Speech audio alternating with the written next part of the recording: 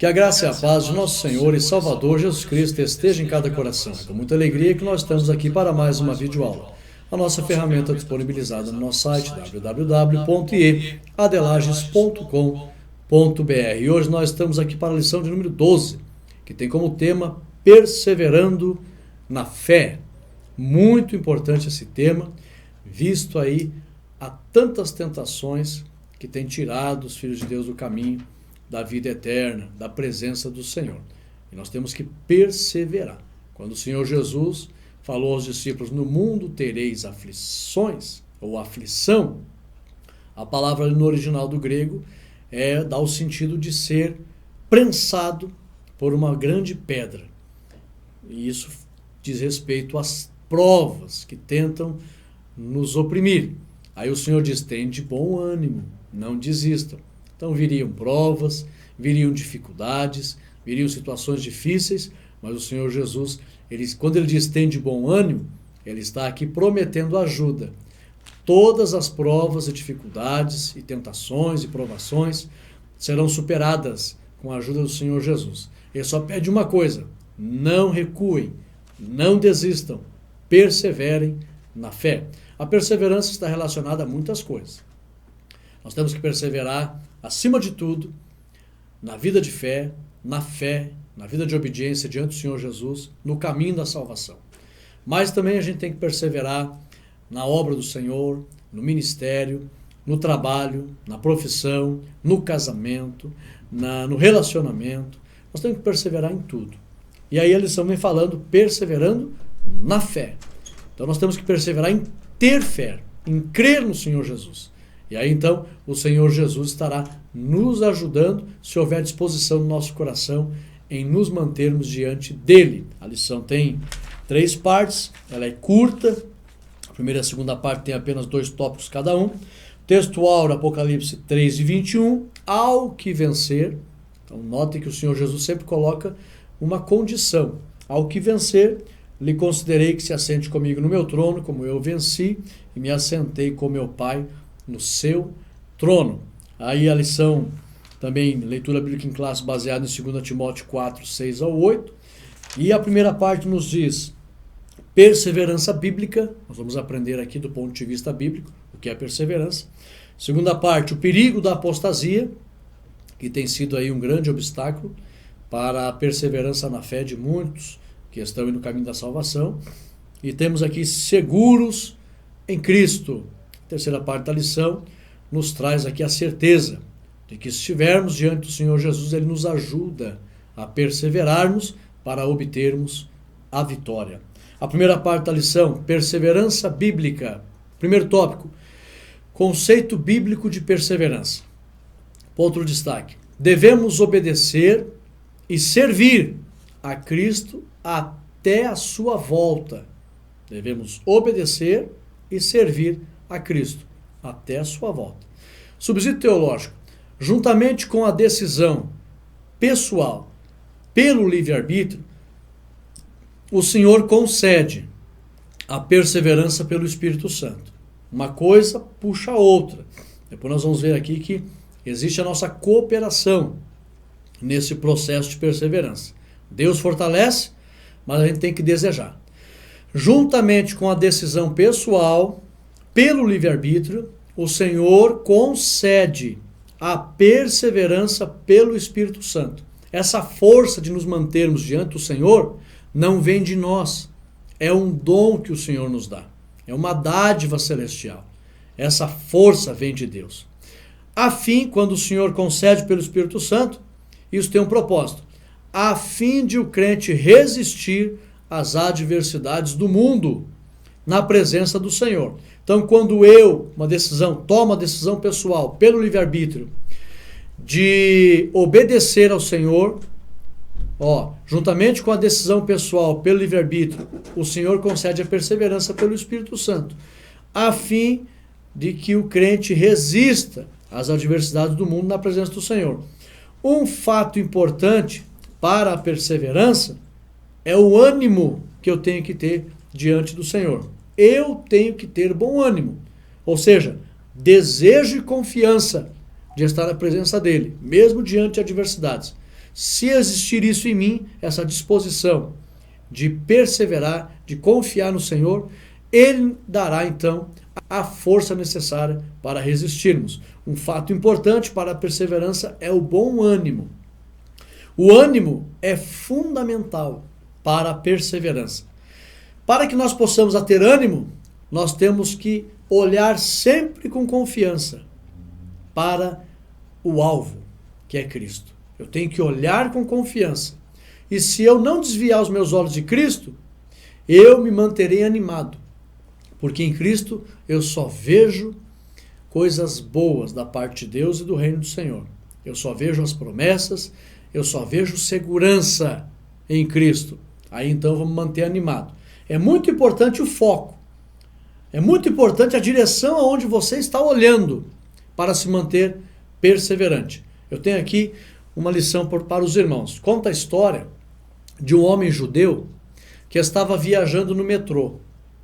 E ele estava lendo um jornal nazista. Um amigo dele, que estava no mesmo vagão, notou aquele fenômeno estranho e, muito aborrecido, ele abordou o leitor do jornal dizendo: Moshe, que é Moisés, Moshe, ficou louco? Por que está lendo um jornal nazista?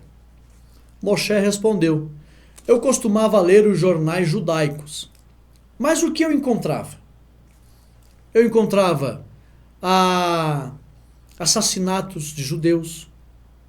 Eu encontrava casamentos mistos, falatórios maldosos de casais judeus. Eu encontrava judeus vivendo na pobreza. Eu encontrava judeus sendo esfaqueados. Eu só encontrava notícia ruim. Isso estava me machucando.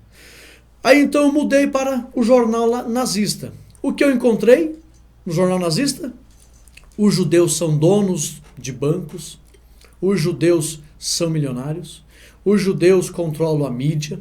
Os judeus são ricos e poderosos. Os judeus controlam o mundo.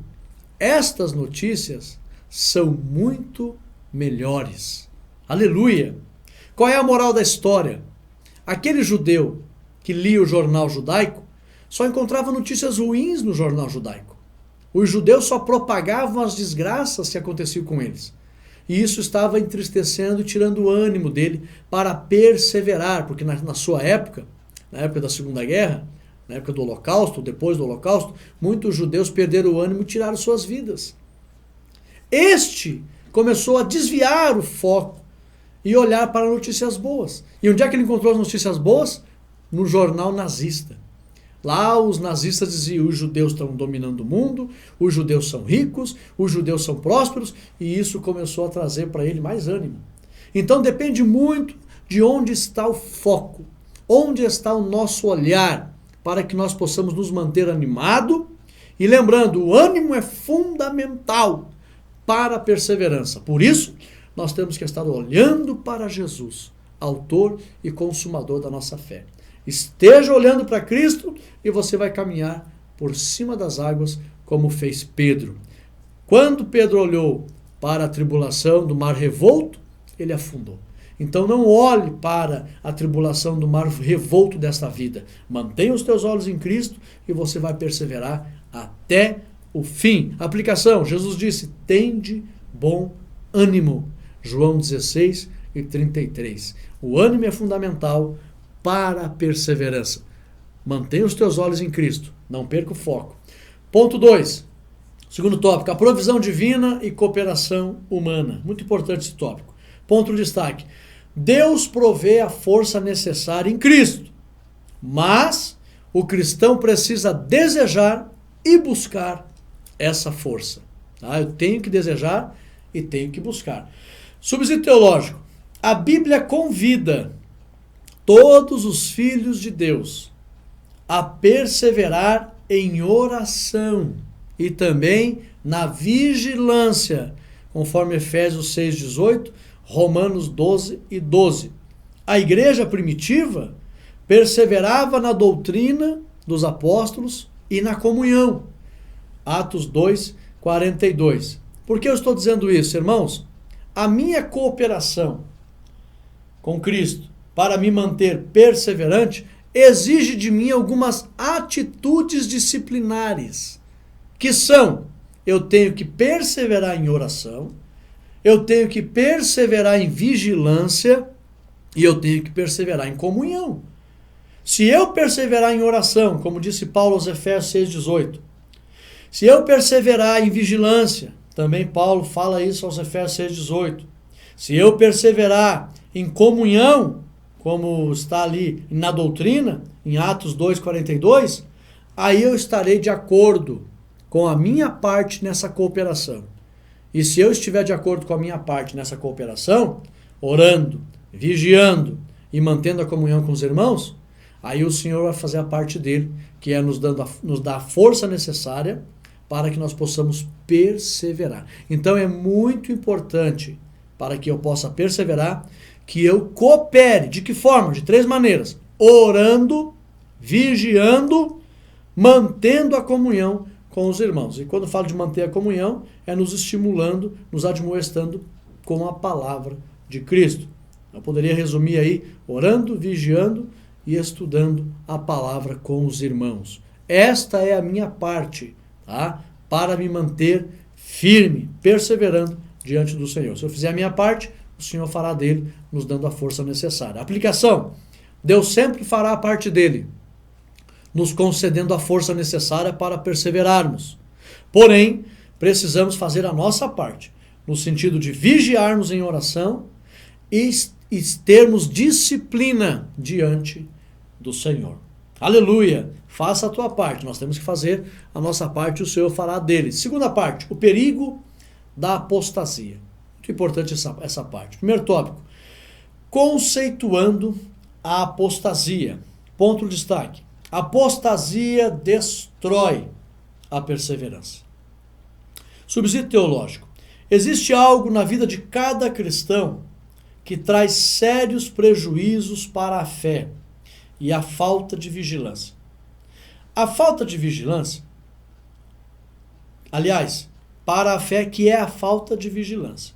Por que eu estou mencionando aqui a falta de vigilância? A falta de vigilância é o primeiro degrau que a pessoa pisa para ir de encontro à apostasia. Todos que se apostataram da fé tiveram essa apostasia nas suas vidas pelo início da falta de vigilância, por meio da falta de vigilância. É muito importante a vigilância. Preste atenção. Existe algo na vida do cristão que traz sérios prejuízos para a fé, que é a falta de vigilância. A falta de vigilância leva à apostasia. Geralmente a autoconfiança, a presunção e o descuido com as coisas que parecem serem pequenas levam à apostasia. Presta atenção. Ninguém tropeça em montanhas, mas em relevos pequenos. Você já viu alguém tropeçar numa montanha? Não. Tropeça em coisas quase imperceptíveis. Sansão não perseverou em obedecer a Deus e não vigiou quando encostou no leão morto, que para ele não era nada. Só que o nazireu não podia encostar em coisa morta. Sansão começou a morrer quando ele achou que era uma coisa mínima, pegar o mel do crânio do leão morto. Só que ali, nessa falta de vigilância, nesse tropeço desse relevo imperceptível, ele começou a perder a comunhão com Deus. Sansão não vigiou e começou a enfraquecer na fé, ao ponto de não saber, lá na frente, que o Espírito Santo não estava mais nele. Conforme Juízes 14:9, também Números 6:6, lá em Números 6:6 fala que o nazireu não podia encostar em coisa morta, qualquer espécie. E também Juízes 16:20, não sabia ele que o Espírito não estava mais nele.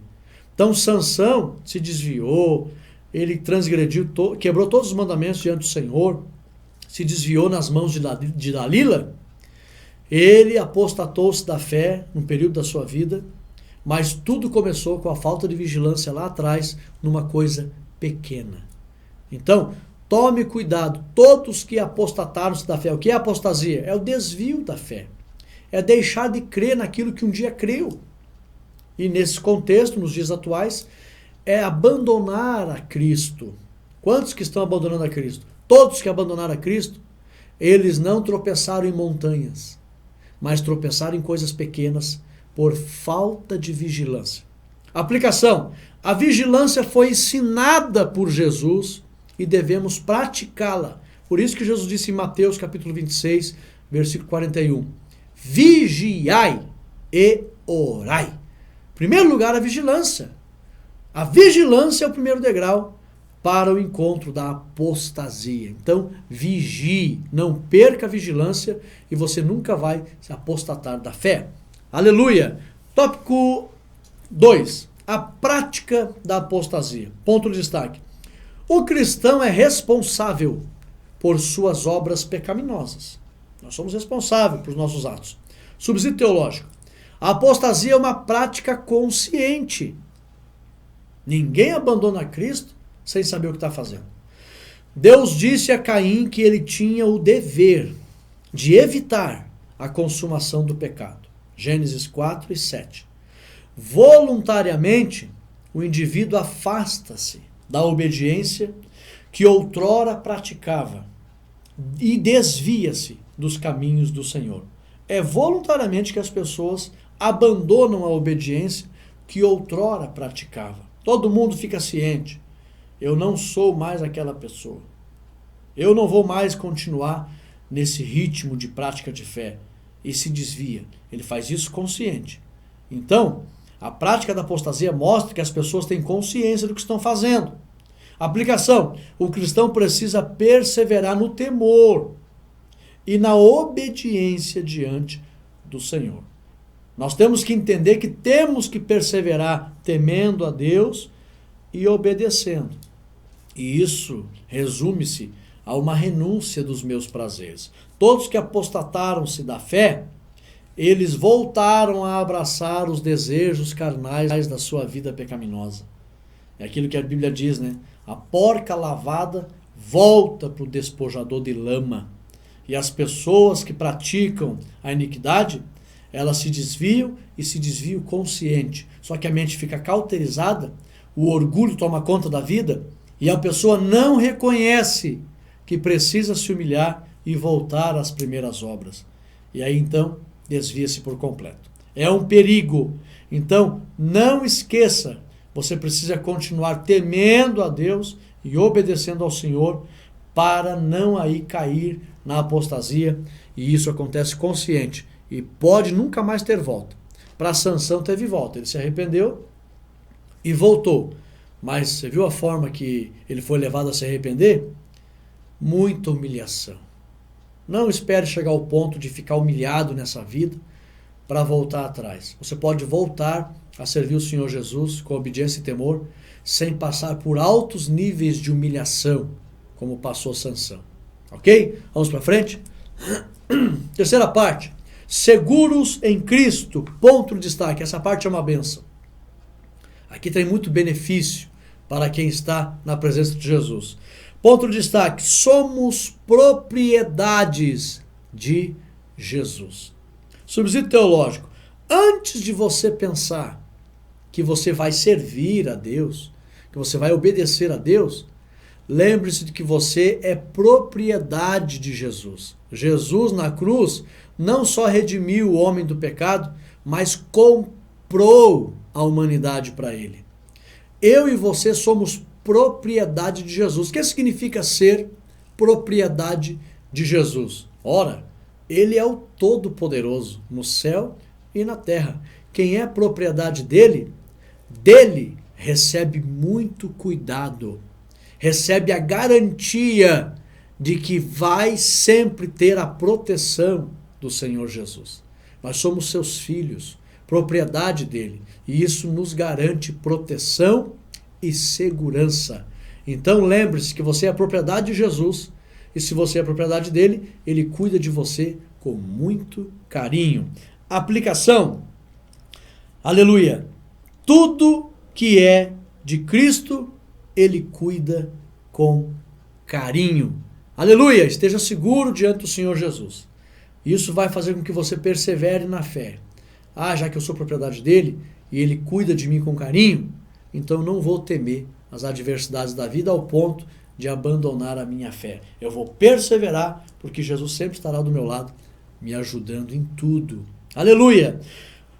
Ponto 2, a alegria da salvação. Ponto de destaque. A alegria é um dos maiores tesouros que alguém pode encontrar, porque ela é um estado de vida. Um estado é uma situação definida. O que é um estado? Uma situação definida. Seja um estado de governo, seja um estado de espírito, seja um estado de uma situação material, de um ambiente, de um objeto, é uma situação definida. Quem aceita Cristo, ele é feliz. Por quê? Porque ele recebe alegria no seu interior. Então o estado dele é um estado de permanente alegria. E quem alcança essa alegria do Espírito Santo, que é Cristo que concede quando alguém aceita Jesus, quem recebe esta alegria, recebe o maior tesouro que alguém pode encontrar na face da terra. Aleluia! Aplicação. A alegria é o maior tesouro que alguém pode encontrar. A alegria da salvação, tá? Eu costumo dizer que quem aceita Jesus e recebe a salvação, o Espírito Santo vem, faz morada e traz a alegria da salvação.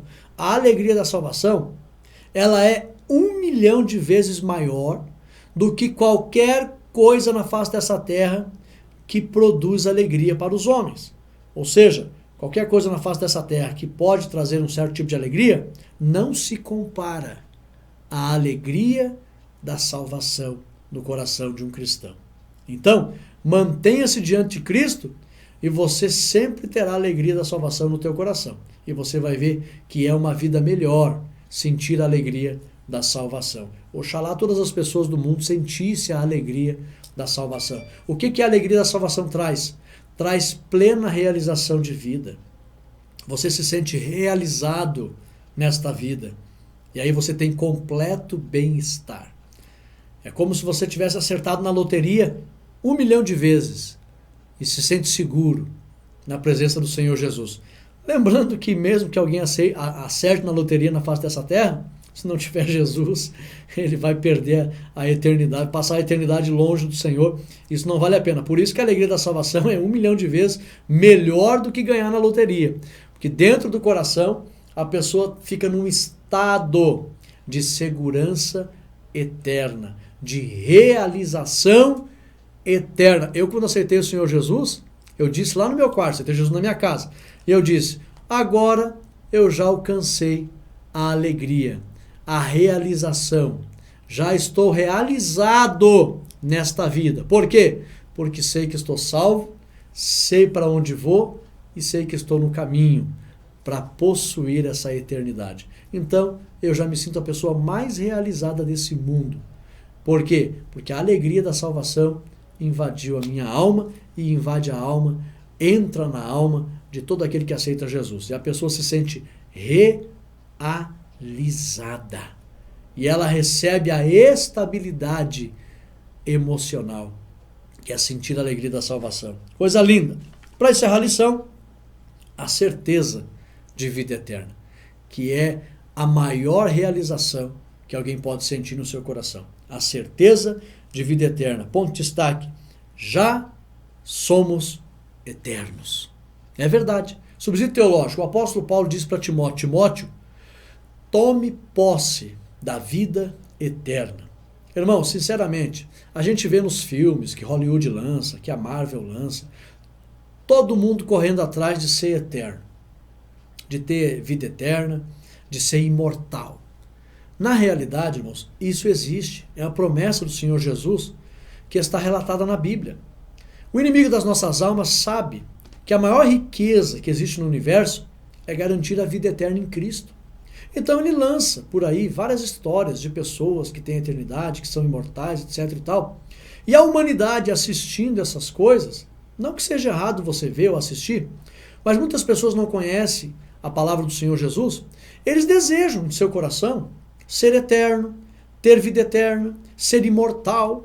Só que eles inspiram-se nos heróis da Marvel e querem ser imortais. E aí aceitam lá as doutrinas orientais, a mitologia grega e etc e tal. Tudo isso o inimigo tirando, desviando as pessoas da verdadeira certeza de vida eterna que está em Cristo pela Bíblia. A vida eterna existe. É a maior riqueza que alguém pode encontrar.